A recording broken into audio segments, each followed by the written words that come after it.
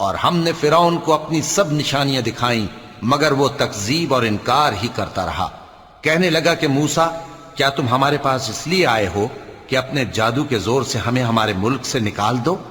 تو ہم بھی تمہارے مقابل ایسا ہی جادو لائیں گے، تو ہمارے اور اپنے درمیان ایک وقت مقرر کر لو کہ نہ تو ہم اس کے خلاف کریں اور نہ تم، اور یہ مقابلہ ایک ہموار میدان میں ہوگا۔